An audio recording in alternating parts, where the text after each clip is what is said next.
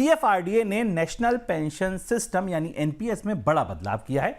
बदलाव के तहत एनपीएस के गैर सरकारी सब्सक्राइबर अब इस स्कीम से एग्जिट के समय 80% पैसा निकाल सकते हैं।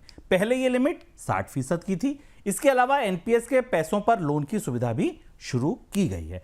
सर, सीधा सवाल यह है कि क्या क्या बदलाव हुए हैं और शर्तें क्या हैं?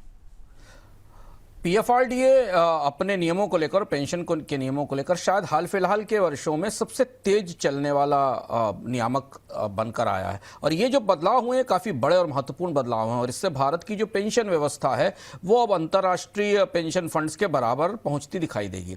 जो बड़े बदलाव हुए हैं उसमें यह है कि सबसे पहले नए नियमों में जो एनपीएस सदस्य हैं वो पेंशन की बचत के बदले बैंकों से लोन ले सकते हैं, और बैंक पेंशन खाते के ऊपर लियन का अधिकार लगा सकता है। लियन का मतलब यह है कि जो इसमें रखी हुई बचत है वो कर्ज चुकाने के लिए ली जाएगी।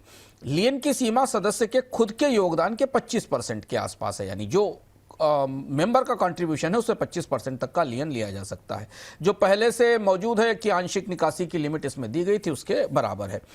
एनपीएस के फायदों पे कोई प्लेज या चार्ज पहले से अमान्य था, उसकी इजाजत नहीं दी जाती थी, सिवाय एनपीएस ट्रस्ट को इसकी अनुमति दी जाती थी।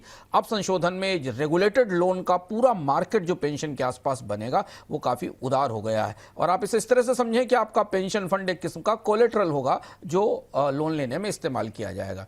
इसके बाद पीएफआरडीए बैंकों को के लिए और इंटरमीडियरीज के लिए अलग अलग दिशा निर्देश जारी करेगा, जिसमें प्रोसेस तय किए जाएंगे, क्या दस्तावेज लिए जाने चाहिए, लियन लगाने और हटाने का विकल्प क्या होगा, और नियम पालन की जांच शामिल है। और इससे एनपीएस या जो पेंशन फंड है अब वो बैंकेबल हो गए हैं। दूसरा सवाल सर, इससे एनपीएस सदस्यों पर क्या असर होगा और कर्ज देने वालों पर क्या प्रभाव पड़ेगा?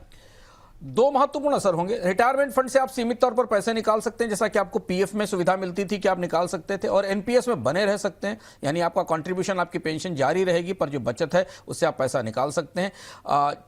एनपीएस की लिस्ट में फाइनेंशियल लायबिलिटी को शामिल कर दिया गया है, जिस लायबिलिटी में लियन के बदले जो खाते पर लिया गया लोन है वो शामिल होगा। नियम स्पष्ट किए गए हैं, बच्चों की पढ़ाई, शादी, पहला घर खरीदने आदि के लिए लोन मिलेगा, कॉमर्शियल मामलों के लिए लोन नहीं मिलेगा। 25% तक इस्तेमाल से रिटायरमेंट बचत कम हो जाती है, इसलिए बार बार इस्तेमाल से रिटायरमेंट प्रभावित हो सकती है, इसलिए सलाह ये दी जाती है कि इसे आखिरी विकल्प के तौर पर इस्तेमाल करें। बैंक, एनबीएफसी और एनपीएस को फंड पर लियन से वसूली आसान होगी, क्योंकि पैसा फंड में पड़ा हुआ है, जोखिम कम है। और इसके बाद अब एनपीएस, जैसा हमने कहा, दुनिया के मानकों के करीब आ गया है, जहां पर पेंशन से सीमित कर्ज की अनुमति दी जाती है।